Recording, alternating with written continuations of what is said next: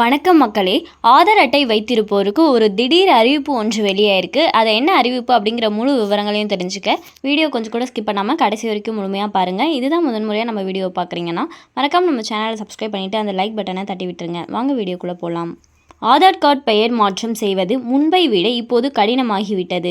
இந்திய தனித்துவ அடையாள ஆணையம் ஆதார் விவரங்களை அப்டேட் செய்வதற்கான வழிகாட்டுதல்களை இப்போது கடுமையாக்கியுள்ளது. மோசடிகளை தடுக்கவும் ஆதார் பதிவுகளை மிகவும் தூய்மையாக வைத்திருக்கவும் இந்த நடவடிக்கை எடுக்கப்பட்டுள்ளது. இந்திய தனித்துவ அடையாள ஆணையம் விதிகளை திருத்தியுள்ளது. அதன் பிறகு இப்போது நீங்கள் பெயரில் ஏதேனும் மாற்றம் செய்ய விரும்பினால் கேஸ்டட் நோட்டிஃபிகேஷன் தேவைப்படும். ஆதார் கார்டில் பெயர் மாற்றம் செய்வதற்கான விதிகள் முன்பை விட கடுமையாக்கப்பட்டுள்ளது. உங்கள் முழு பெயரையும் அல்லது சில எழுத்துக்களையும் மாற்ற விரும்புகிறீர்களா? கேஜெட் அறிவிப்புடன் விண்ணப்பதாரர் தனது பழைய பெயர் எழுதப்பட்ட பழைய அடையாள சான்றினையும் சமர்ப்பிக்க வேண்டும்.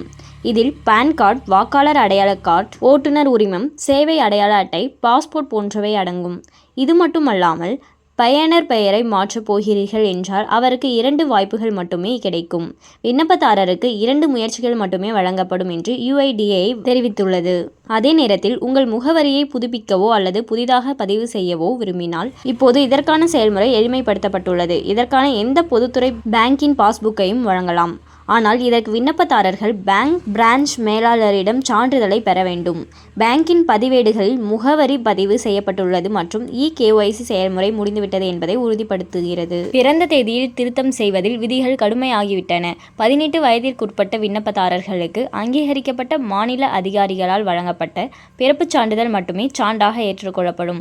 இதற்கு பாஸ்போர்ட் மற்றும் SSLC புத்தகம் செல்லாது. எனவே நீங்களும் உங்கள் ஆதார் அட்டையில் அத்தகைய மாற்றங்களை செய்ய போகிறது என்றால் இந்த புதிய விதிகளை கண்டிப்பாக அறிந்து கொள்ளுங்கள். இல்லை என்றால் விண்ணப்பதாரர் பிரச்சனைகள் சந்திக்க வேண்டியிருக்கும்.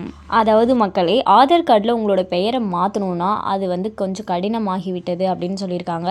ஆனால் அதே போலவே உங்களோட முகவரியை மாற்றணும் இல்லை புதுப்பிக்கணும் அப்படின்னு நினச்சிங்கன்னா அந்த வழிமுறை எளிதாகிவிட்டது அப்படின்னு சொல்லியிருக்காங்க ஆதார் கார்டில்.